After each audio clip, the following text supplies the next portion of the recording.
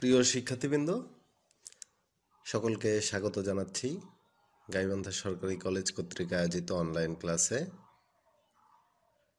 আমি মোহাম্মদ ইফতেখারুর রহমান, প্রভাষক, দর্শন বিভাগ, গাইবান্ধা সরকারি কলেজ, গাইবান্ধা। প্রিয় শিক্ষার্থী,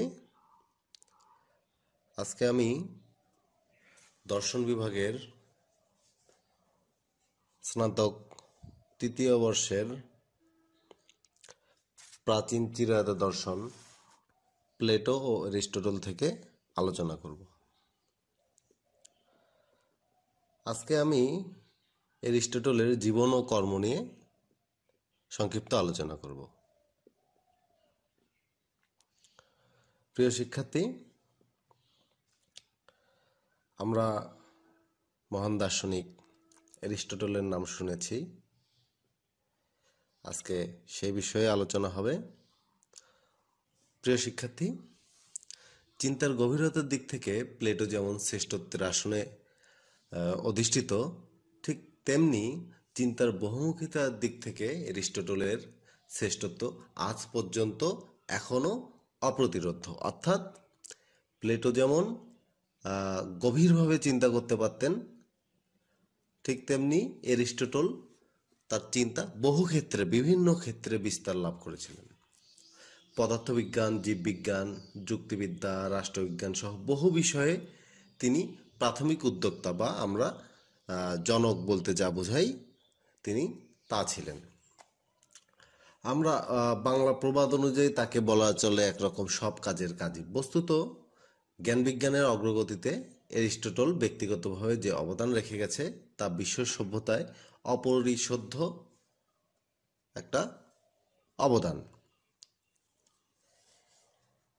এই বিখ্যাত মনীষী 384 খ্রিস্টপূর্বে প্রাচীন গ্রিসের স্ট্যাগিরা নামক নগরে জন্মগ্রহণ করেন বলে অনুমান করা হয়।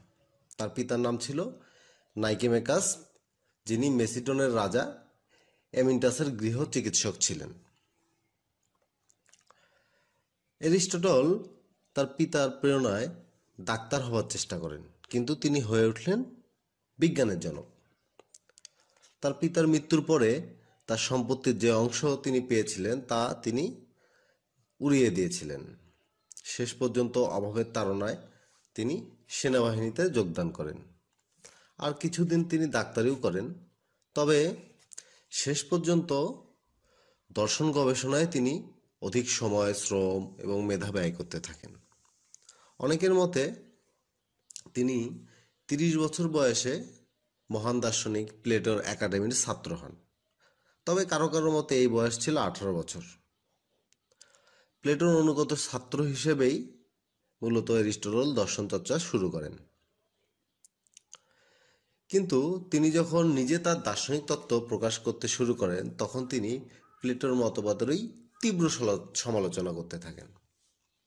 এই সম্পর্কে তার ছাত্রদের এক প্রশ্নের জবাবে অ্যারিস্টটল বলেন, Plato is dear to me, but truth is more dear than him. অর্থাৎ প্লেটো তার কাছে প্রিয়, কিন্তু সত্য তার থেকেও বেশি প্রিয় বা পছন্দের। আসলে জ্ঞান প্রজ্ঞা কোনো ভৌগোলিক সীমারেখায় সীমাবদ্ধ রাখার কোনো বিষয় নয়। দুনিয়ার আসলে যে কোনো প্রান্তে এর উন্মেষ ঘটতে পারে। অ্যারিস্টটলের ক্ষেত্রেও ঠিক তেমনটিই ঘটেছিল। কেননা স্ট্যাগিরা ছিল তৎকালীন সুসভ্য গ্রিসের অনেকটা অসভ্য অঞ্চল, বা যেখানে শিক্ষার আলো পৌঁছায়নি সেরকম একটা অঞ্চল। উত্তর দেশ বলে পরিচিত এই স্ট্যাগিরাবাসীকে এথেন্সীয় গ্রিকগণ অনেকটা বর্বর জাতি বলে মনে করতেন।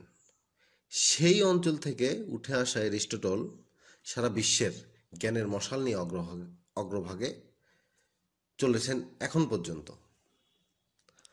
স্বয়ং প্লেটো তার প্রশংসা করেছেন। তিনি অ্যারিস্টটলকে তার একাডেমির মনীষা বলে অভিহিত করেন। প্রিয় শিক্ষার্থী, অ্যারিস্টটলকে বলা হয় প্রথম শিক্ষক।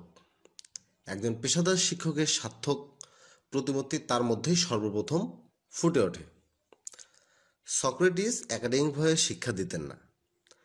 প্লেটো একাডেমি প্রতিষ্ঠা করলেও তার তত্ত্বের গভীরতা সবার বোধগম্য হতো না। যদিও সে প্রচেষ্টা ছিল তার লেখনী ছিল চমৎকার, এর চমৎকারিত্বে আসল বক্তব্যই অনেক সময় পাঠক হারিয়ে ফেলতেন।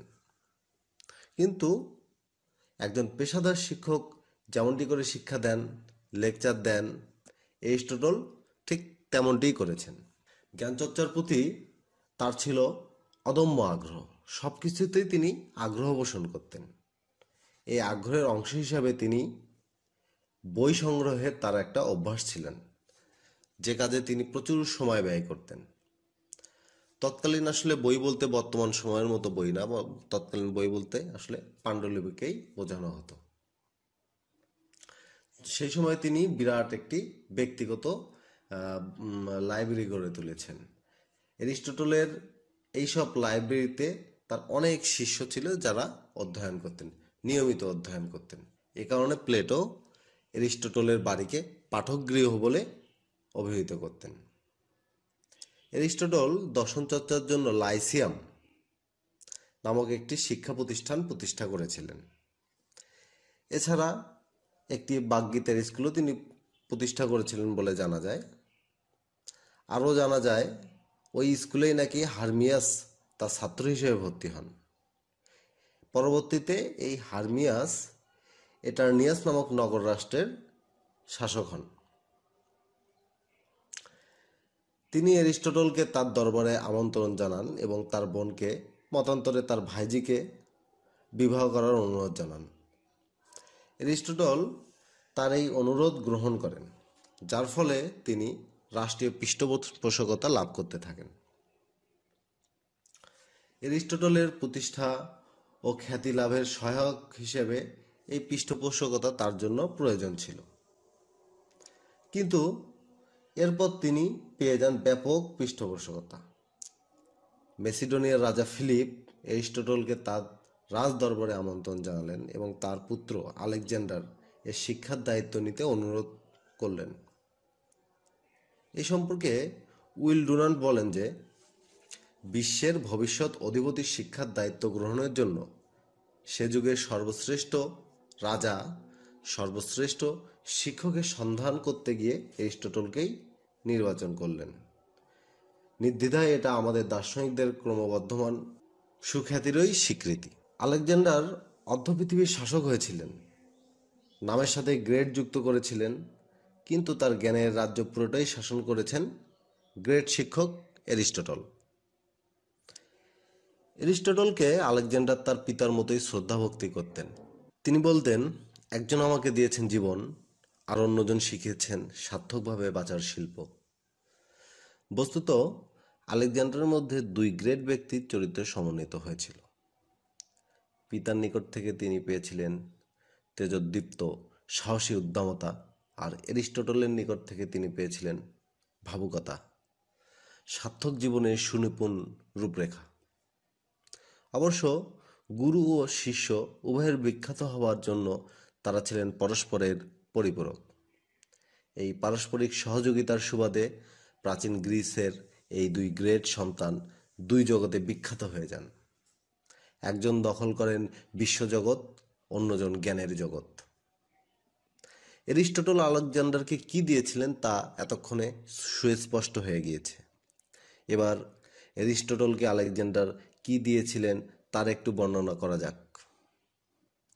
কথিত আছে আলেকজান্ডার নাকি তার শিকার রক্ষক, মালি এবং জেলেদের বলে দিয়েছিলেন জীববিদ্যা আর উদ্ভিদবিদ্যা বিষয়ক যা কিছু এরিস্টটলের দরকার তা যেন তারা তাকে সরবরাহ করেন। রাজকর্মচারীদের একটি বিরাট বাহিনী তার অধীনে বিশ্বের বিভিন্ন অঞ্চল থেকে বিভিন্ন জীবজন্তু আর উদ্ভিদ সংগ্রহ করত। এর দ্বারা এরিস্টটল গড়ে তুলেছিলেন এক বিরাট জীব উদ্যান। নীল নদের উৎস আর তাতে কেন প্রায় প্লাবন হয় তা অনুসন্ধানের জন্য এরিস্টটলের পরামর্শে আলেকজান্ডার একটি ব্যাপক ব্যয়বহুল অভিযান পরিচালনা করেছিলেন। এমনি যে কোনো ক্ষেত্রে আলেকজান্ডার এরিস্টটলের প্রতি ছিলেন নিবেদিত প্রাণ। সত্যিকার প্রতিভাবানেরা এরকম পৃষ্ঠপোষকতা পেলে সর্বকালেই ছোট বড় এরিস্টটলের জন্ম হতে পারে। এরিস্টটল লিখেছেন শত শত গ্রন্থ। অনেকের মতে তার লিখিত গ্রন্থের সংখ্যা 400, আবার কেউ বলেন এই সংখ্যা 1000-এর বেশি হতে পারে। তবে কোনোটিই অবিশ্বাস্য নয়। জ্ঞান বিজ্ঞানের এত বিচিত্র শাখা নিয়ে তিনি লিখেছেন যে তার লেখনী বোঝা কোনো একক ব্যক্তির জন্য কার্যত অসম্ভব ব্যাপার বলে মনে হয়। আর এরিস্টটল নিজেই যেন একটি ভ্রাম্যমান এনসাইক্লোপিডিয়া অফ নলেজ। গবেষণামূলক গ্রন্থের সাথে সাথে তিনি অনেক রাজনৈতিক সংবিধানও রচনা করেন। এরিস্টটলের যে সকল গ্রন্থাবলী এখনও ব্যাপকভাবে পাঠ করা হয় তার মধ্যে আছে মেটাফিজিক্স, পলিটিক্স, নিকোমেকিয়ান ইথিক্স ইত্যাদি। এরিস্টটল তার প্রিয় ছাত্র আলেকজান্ডারের মৃত্যুর পরে আর 1 বছর বেঁচে ছিলেন। খ্রিস্টপূর্ব 323 সালে আলেকজান্ডার মৃত্যুবরণ করলে মেসিডন বিরোধী দাঙ্গা হতে রক্ষা পাওয়ার জন্য এরিস্টটল এথেন্স ত্যাগ করেন। খ্রিস্টপূর্ব 322 সালে ইউবোয়াতে এই মহান জ্ঞান সাধকের মৃত্যু হয়। প্রিয় শিক্ষার্থীবৃন্দ, আজকের আলোচনাতে আমরা দার্শনিক এরিস্টটল এর জীবন ও কর্ম সম্পর্কে কিছু সংক্ষিপ্ত আলোচনা করলাম। আজকের আলোচনা আশা করি তোমাদের বোধগম্য হয়েছে।